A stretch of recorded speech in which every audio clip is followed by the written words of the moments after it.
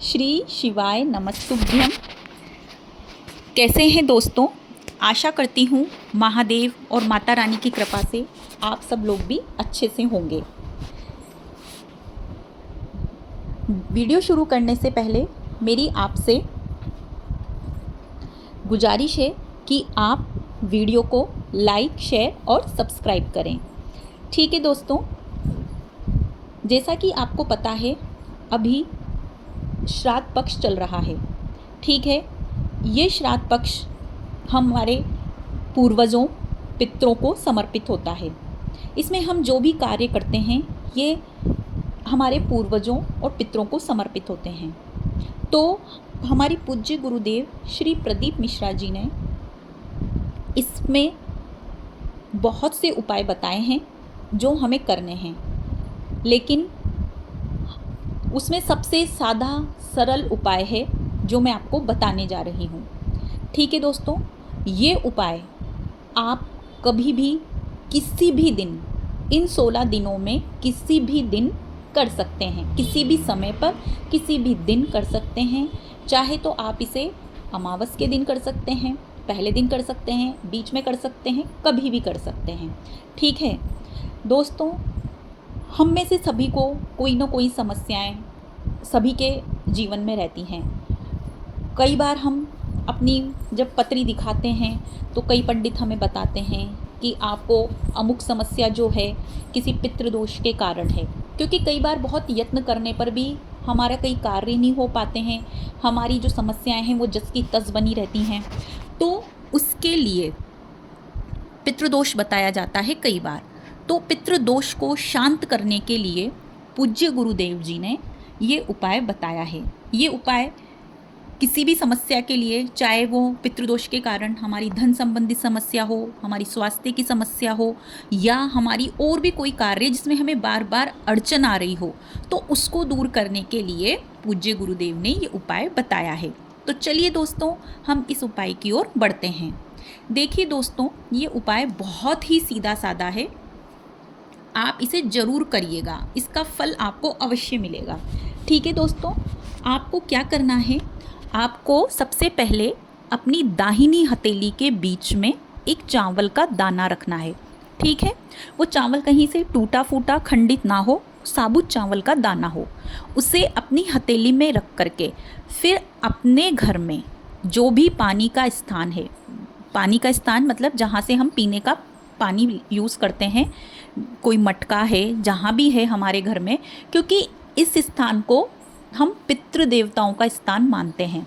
ठीक है, तो वहाँ पर जाकर हमें अपनी उस दाहिनी हथेली को चावल का दाना रख करके अपना हाथ वहाँ पर स्पर्श कराना है, उन मटकों पर जहाँ पर हमने पीने का पानी रखा है। और हाँ, आपके घर में अगर डायरेक्ट आरओ यूज़ किया जाता है तो कोई बात नहीं, आप आरओ के पास जाकर भी ये उपाय कर सकते हैं। आपको आरओ के पास जाना है और अपनी उस हथेली को जिसमें चावल का दाना है, आरओ को टच करवाना है।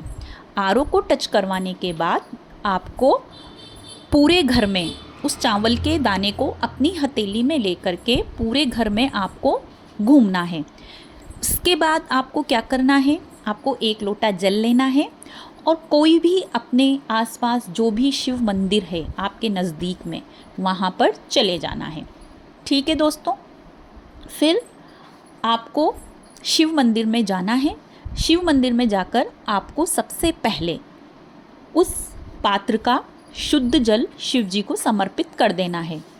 जब आप शिव जी को वो शुद्ध जल समर्पित कर देंगे, उसके बाद आपकी हथेली में जो चावल का दाना है, वो चावल का दाना आपको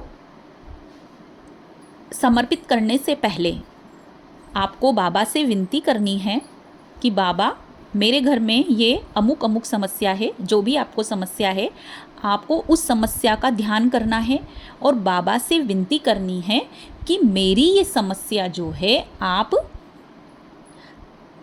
समाप्त कीजिए, जो भी मेरी समस्या चल रही है। और बाबा काशी विश्वनाथ का स्मरण कीजिए और वो चावल का दाना आपको शिव जी को समर्पित करना है और स्वधा स्वधा स्वधा, इस तरह से आपको 5 बार बोलना है। इतना काम आपको करना है। और हाँ, इसके अलावा अगर आप स्वधा स्तोत्र जो होता है उसका अगर आप पाठ कर लेते हैं तो वो और भी ज़्यादा फलदायी है। अगर आप कर सकते हैं तो, और नहीं कर सकते हैं तो आपको 5 बार स्वधा का स्मरण करना है और स्वधा का स्मरण करके चावल का दाना शिवलिंग पर छोड़ना है। अब आपके मन में आ रहा होगा दोस्तों कि ये स्वधा का नाम क्यों ले रहे हैं। दरअसल दोस्तों, स्वधा जो हैं वो पार्वती जी की नानी जी थी। मतलब तो पितृ जो लोक होता है वो उनका ननिहाल कहलाता है। तो स्वधा उनकी नानी जी का नाम था। तो ये तो हुई बात। तो इस तरह से आपको अपना जो भी है समस्या वो आपको बोलनी है और फिर लौट के अपने घर को आ जाना है। देखिएगा दोस्तों, 3 महीने के अंदर अंदर आपकी जो समस्या चल रही है वो काफ़ी हद तक कम हो जाएगी और इसका प्रभाव बहुत जल्दी आपको देखने को मिलेगा। तो मेरी आपसे विनती है, आप इस उपाय को ज़रूर से करिएगा। ये बहुत ही सीधा साधा सरल और प्रभावी उपाय है। ठीक है दोस्तों, फिर हम मिलते हैं अपने अगले उपाय के साथ। श्री शिवाय नमस्तुभ्यम।